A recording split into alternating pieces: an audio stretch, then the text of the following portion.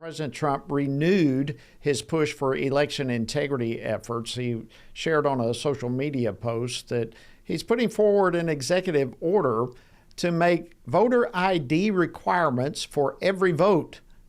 Now, given that a federal judge back in June, I believe it was, struck down part of an executive order that required proof of citizenship to vote, how might the president now approach all of this and move forward?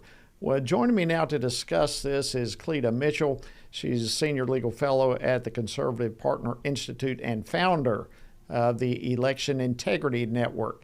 Cleta, welcome back to Washington Watch. Always great to have you. Thank you so much, Jody. It's always great to be with you. All right, so let's talk about, I just mentioned it, introducing you. We have voter ID on the one hand. We have proof of citizenship.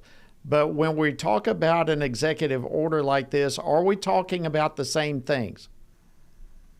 Well, we're talking about slightly different things. I mean, obviously, one of the things that the Election Integrity Network is working on is making sure that voter ID or any ID that is used for voting should have a photo of the bearer, and it should also be one that clearly says this person is a citizen. So that's aspirational. Look, I mean, I think that there are some areas in which the president can issue an executive order under existing law. One would be under the overseas, people who vote, deployed military and overseas citizens. The president has authority to appoint a designee to enforce that, and all of those are federal ballots.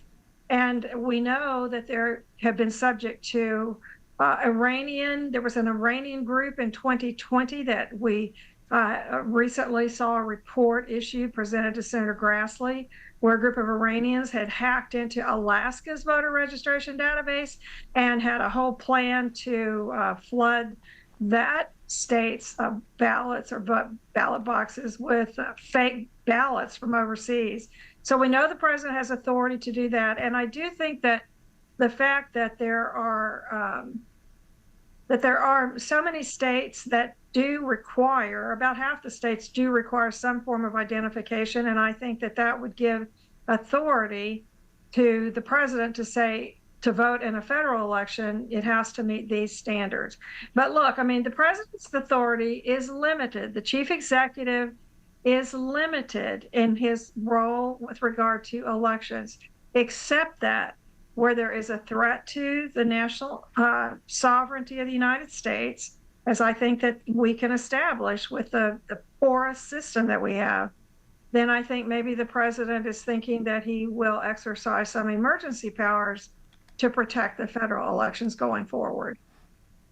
Yeah, that is the issue here. I mean, we all know that the Constitution says that the time, place, and manner of elections is something that is left to the states, not to the federal government. But as you brought up, there are national security reasons why we need to make sure our elections are protected and not corrupt in one way or the other. What are the big issues that we're going to see in this executive order? I mean, we have the voter ID. Will that involve anything to do with mail-in ballots?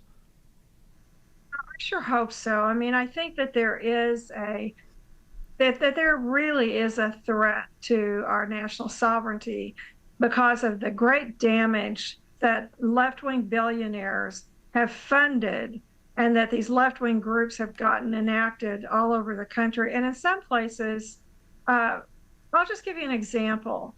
This is so disheartening, but the Pennsylvania legislature passed a law when it allowed for universal no excuse absentee voting, which they never had until 2020. And one of the things in that statute says that there has to be a date, and it has to be a date before the election. It has to be dated properly. It has to be a date before the election. And a ballot that doesn't have that can't be counted. Well, this case, Mark Elias and these people have litigated that over and over. And just last week got a ruling saying, oh no, that statute can't be enforced. Well, if the legislatures can't enact the laws that the Constitution says it can. Why is it that the president then is supposedly restricted under the Constitution, but even the legislatures, these judges, are throwing out duly enacted statutes? So our election statutes and the judicial review process are they're completely departed from what the Constitution envisioned. And I think that it's our job to try to get back to it. Yeah, great point. If the legislators are not able to legislate, then who is? I mean, you would think from the actions of some of these judges that they think they are. All right, we've got less than a minute, Cleta. What would your advice be to the president if you were giving it to him to ensure that eligible voters are voting? I would say that I would take that responsibility that the Obama administration did on their way out the door in 2017, saying that elections are critical infrastructure, and I would task the Department of Homeland Security with going through and exercising its authority to issue regulations that will secure our elections to protect the security of the homeland. Now that the left decided that elections are critical infrastructure, fine. Let's act on that and protect the integrity of our elections. Thank you, Cleta Mitchell. Always great to have you on, founder of the Election Integrity Network. Blessings to you. Thanks for joining us today. Thank you so much. Appreciate it, Jody.